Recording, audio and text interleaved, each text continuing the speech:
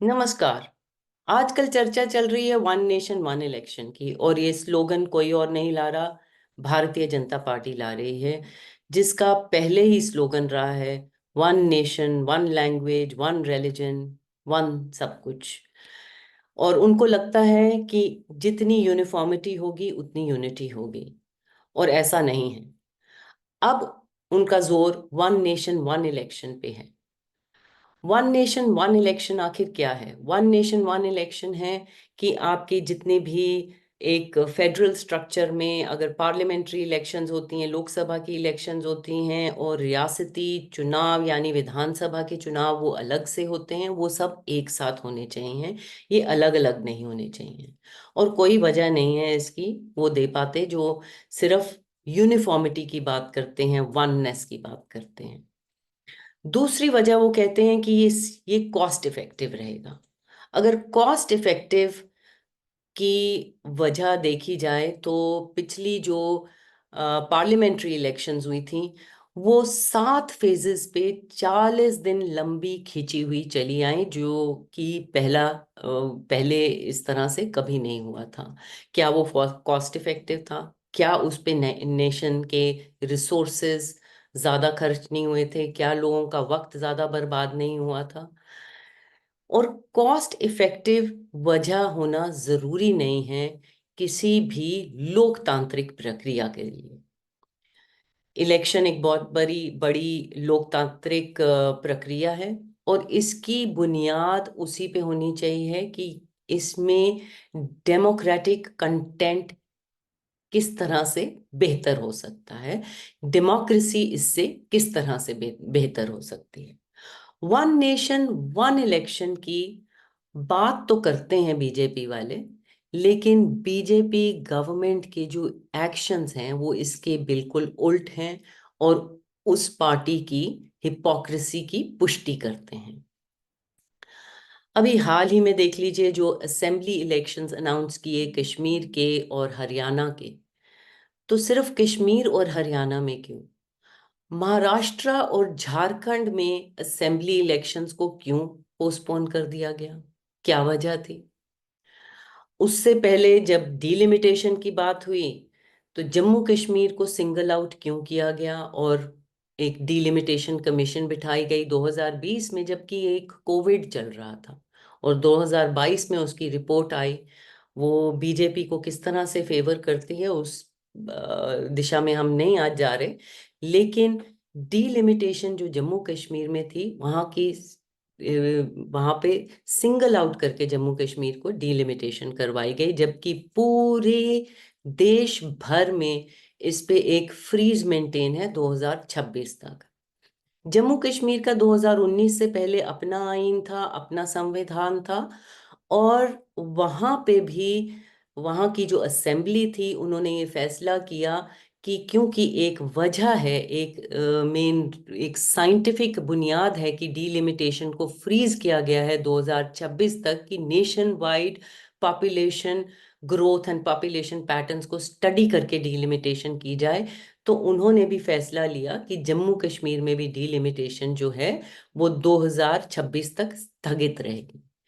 लेकिन भारतीय जनता पार्टी जो one nation one election की बात करते हैं, उन्होंने जम्मू कश्मीर को सिंगल आउट किया और वहां पे डिलिमिटेशन करवाई, क्योंकि जम्मू कश्मीर के साथ कश्मीर जुड़ा है, और कश्मीर की तो बात ही निराली है। जम्मू कश्मीर पहली स्टेट है जो 2 यूनियन टेरिटरीज में तब्दील की गई, यानी कि डिमोट की गई। 1.40 करोड़ की आबादी है इस यूनियन टेरिटरी में, और इतनी बड़ी यूनियन टेरिटरी कभी भी नहीं बनी। यहाँ पे एक यूनियन टेरिटरी में एक इलेक्टेड असेंबली होगी, दूसरी में नहीं होगी। लेकिन जिसमें इलेक्शन भी होंगे, पावर्स कितने होंगे और कितने कर्टेल रहेंगे, इस बारे में हम पहले भी चर्चा कर चुके हैं। और यूनियन टेरिटरी का वो सिमिलर फेडरल रिलेशन नहीं होता जैसा स्टेट का होता है सेंटर के साथ। दूसरा, जो हाल ही में ऑर्डर निकला उसमें सारे इख्तियारात जो हैं वो लेफ्टिनेंट गवर्नर को दे दिए गए हैं, तो पावर्स भी नहीं होंगे। ये इस कदर ये जम्मू कश्मीर को एक ऐसा अनप्रेसिडेंटेड वे में डिमोट करके यूनियन टेरिटरी में तब्दील कर दिया गया, जहां पे पॉलिटिकल पावर्स जो हैं बहुत डिमिनिश हो गए हैं। अब हाल ही में प्रधानमंत्री नरेंद्र मोदी वहां इलेक्शन कैंपेन के लिए आते जाते रह रहे हैं, और श्रीनगर में उन्होंने सबसे बड़ी रैली की। हम आपको ये नहीं बताएंगे कि रैली में लोग किस किस तरह से लाए गए, इसके बारे में फिर कभी चर्चा होगी। लेकिन सवाल ये है कि मोदी ने अपनी रैली श्रीनगर में क्यों की?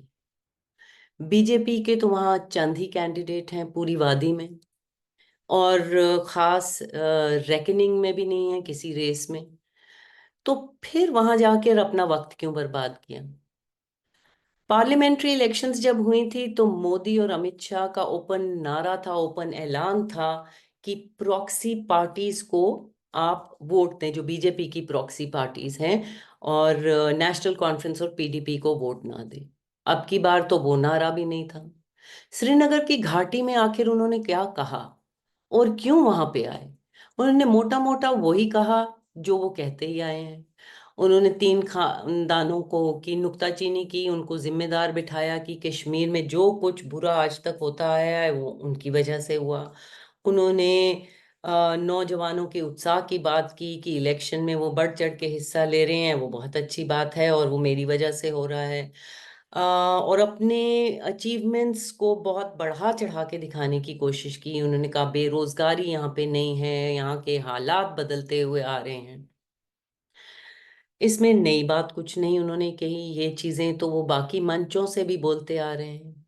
सो आखिर श्रीनगर में इस इलेक्शन सीजन के बीच में इस रैली का मतलब क्या?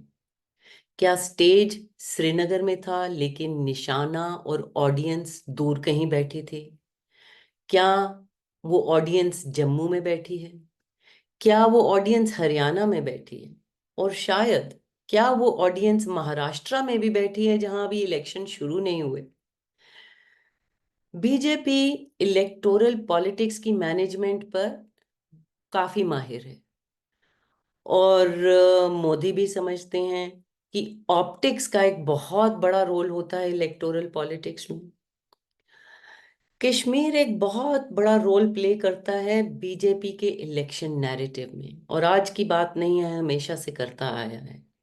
हर इलेक्शन उन्होंने कश्मीर पे जीती, कभी टेररिज्म पे, कभी पुलवामा पे, कभी 370 पे। और चाहे इस बार भी कश्मीर से उनकी पार्टी तकरीबन तकरीबन एब्सेंट ही है, लेकिन कश्मीर की इंपॉर्टेंस और सिग्निफिकेंस बीजेपी की पॉलिटिक्स में और पॉलिटिकल नैरेटिव में कम नहीं हुई। कश्मीर की उनको हमेशा जरूरत रहती है देश के बाकी हिस्सों में दिखाने के लिए। और शायद उस रैली का मतलब और निचोड़ शायद यही था, आम नागरिक को दिखाना कि मोदी तो कश्मीर की वादी से बोल रहे हैं और वहां जाकर बोल रहे हैं कि मैंने सब कुछ ठीक कर दिया है। उसके ऑप्टिक्स बीजेपी के लिए कितने फेवरेबल हो सकते हैं? उनकी 56 इंच के सीने को कितना और बड़ा कर सकते हैं? लेकिन जम्मू कश्मीर में चुनाव के बाद सवाल ये नहीं है कि कौन सत्ता में आएगा, लेकिन ज्यादा बड़ा सवाल है कि उस सत्ता की हाथ में पावर कितनी होगी। क्या कश्मीर का पॉलिटिकल नैरेटिव पूरी तरह से कुचल दिया गया है या अब भी कुछ बाकी है? कश्मीर की पॉलिटिक्स कितनी प्रभावी हो सकती है, वहां के सियासतदान कितने प्रभावी हो सकते हैं? इन सब सवालों का जवाब तो हम नहीं दे सकते, लेकिन कश्मीर की अहमियत बीजेपी की इलेक्टोरल पॉलिटिक्स के लिए कभी भी कम नहीं होगी, ऐसा लगता है। शुक्रिया। Hello, I'm Anuradha Bhasin, the managing editor of the Kashmir Times, which is now available in a digital format. We bring you in-depth coverage and news analysis to combat the erasure of Jammu, Kashmir and Ladakh. For this, we need your support. Join us in our fight. Become a member today by paying an amount of your choice.